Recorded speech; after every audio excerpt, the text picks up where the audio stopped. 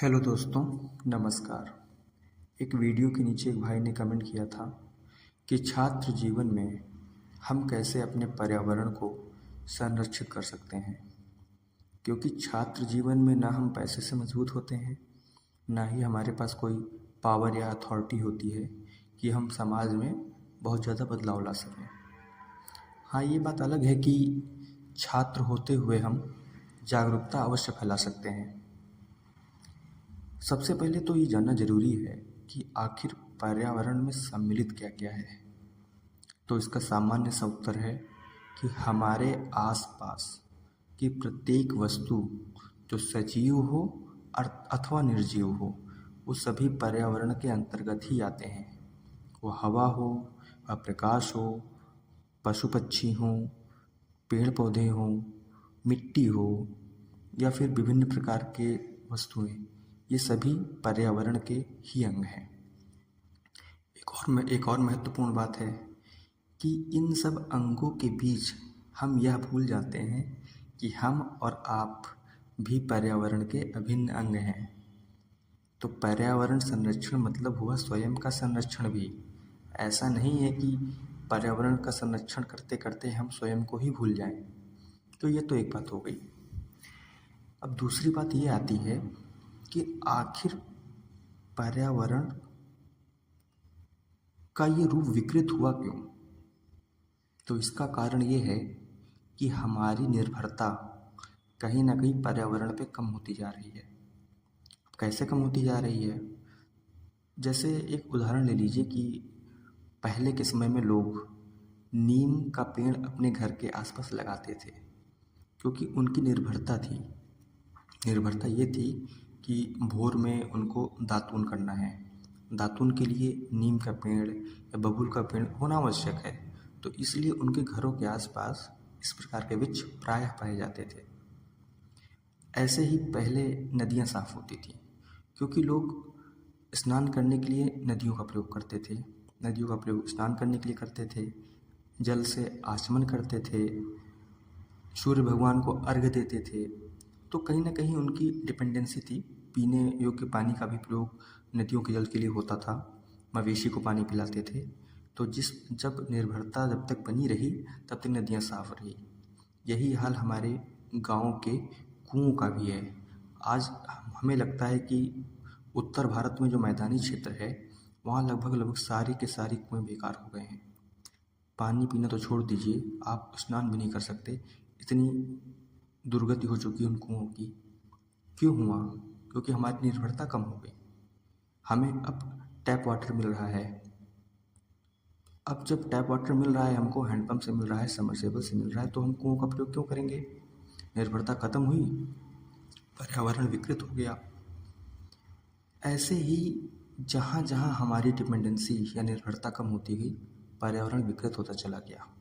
तो ये तो हुआ समस्या कि आखिर ये चीज़ें हुई क्यों।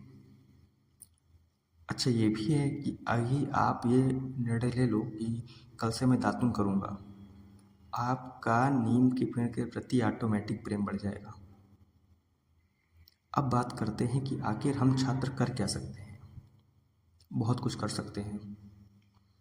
सबसे पहली बात तो सामान्य तरीके से सोचना है। बहुत बड़ा नहीं कि मैं 100 पेड़ लगा दूंगा, मैं नदी साफ कर दूंगा, मैं कुएं का पुनरुद्धार कर दूंगा। वास्तविकता ये है कि आप उस स्थिति में हो ही नहीं, कर भी नहीं पाओगे। तो डीमोटिवेट होने से बेहतर है जो काम हमारे हाथ में है, जो हमारे अधिकार में है, जो हम कर सकते हैं, वो ही किया जाए।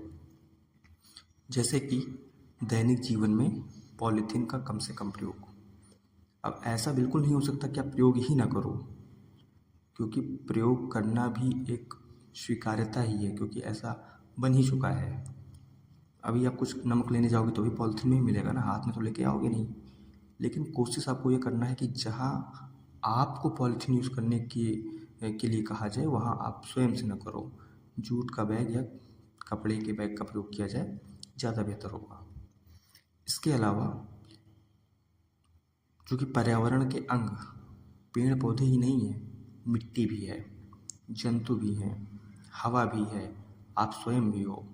तो इन सब चीज़ों के लिए भी आप कार्य कर सकते हो। जैसे पानी है, अभी अगर आपको लगता है कि एक बाल्टी पानी से अगर हमारा शरीर स्वच्छ हो जाएगा, तो कोई ज़रूरत नहीं है कि आप दूसरे बाल्टी पानी का बेवजह प्रयोग करो, क्योंकि पानी अनवरत रूप से आ रहा है, इसलिए आपको पानी की एक्चुअल वैल्यू नहीं पता है।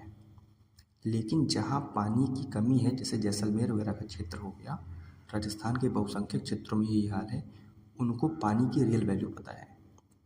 तो कोशिश करें, अगर पर्यावरण को बचाना ही है तो कोशिश करें कि जितनी जल की आवश्यकता हो उतने ही जल का प्रयोग करें। शौच के लिए भी उतने ही जल का प्रयोग करें जितने में स्वच्छता निर्धारित की जा सके। इसके अलावा एक कुछ अलग से पॉइंट है, थोड़े से लगेंगे नहीं कि आपको ये पर्यावरण के लिए है, लेकिन ये वास्तव में है। जैसे किसी भी वस्तु का उसके लिमिट तक उपयोग करना। जैसे आपने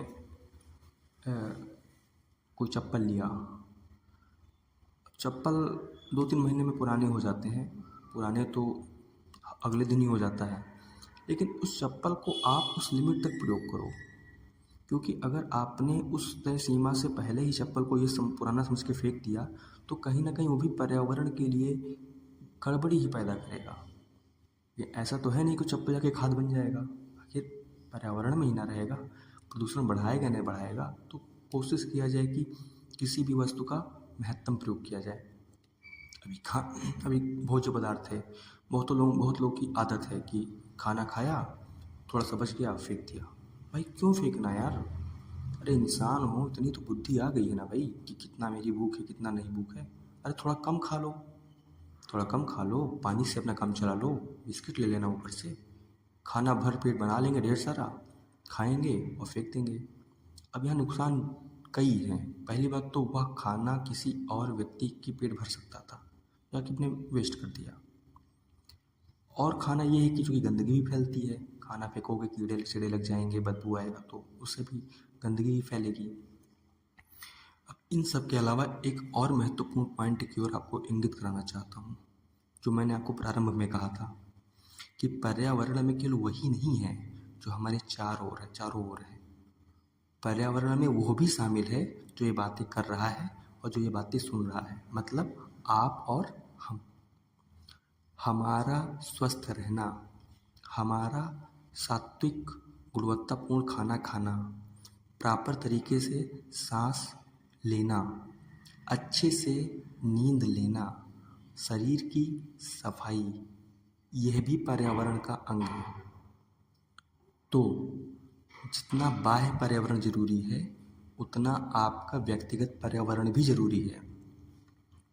बहुत से लोग हैं वो प्रदूषण फैलाते रहते हैं, शारीरिक प्रदूषण और वैचारिक प्रदूषण भी। प्रदूषण भी व्यक्ति अगर एक इंडिविजुअल की बात की जाए, एक व्यक्ति विशेष की बात की जाए, तो अगर वो प्रॉपर तरीके से अपने शरीर का ध्यान नहीं रख रहा है, शरीर से बदबू आना, बीमारी होना, या उसका बाह्य प्रदूषण है, शारीरिक प्रदूषण है। और अगर वह व्यक्ति घोर नकारात्मक है तो वह उसका आंतरिक प्रदूषण है, वैचारिक प्रदूषण है, और फालतू की चीज़ों का चिंतन मनन कर रहा है, तो यह भी एक प्रकार का प्रदूषण है। अगर वो किसी के प्रति बुरे भाव रख रहा है, गालियाँ दे रहा है, किसी के आत्मसम्मान को ठेस पहुंचा रहा है, किसी को नीचा दिखा रहा है, तो यह भी एक प्रकार का वैचारिक प्रदूषण है। तो समझने की बात यह है कि अगर आप छात्र हैं, अगर आपका कर्तव्य है कि आप बाह्य पर्यावरण को सुरक्षित रख रहे हैं, उसके प्रोटेक्शन में अपना योगदान दे रहे हैं, तो यह भी कोशिश कीजिए कि आप अपने अंदर के प्रदूषण को भी सुधारने का प्रयास करें। यह पॉइंट प्रायः लोगों से छूट जाता है।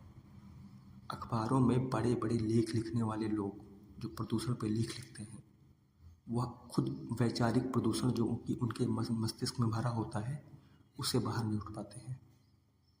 तो बस यही बताना था। आई होप वो जो भाई हैं जिन्होंने कमेंट किया है उनको ये बातें समझ में आ जाएंगी। अगर इसके बाद भी कोई पॉइंट पे डाउट होगा तो आप निसंदेह क्वेश्चन कीजिएगा, मैं इसको और डिटेल में बताने का प्रयास करूँगा। और एक बात और, जो मैं बता रहा हूँ वही अंतिम सत्य नहीं है, सत्य बहुत है। अब जितना जोड़ पाओ उतना जोड़ लो। धन्यवाद।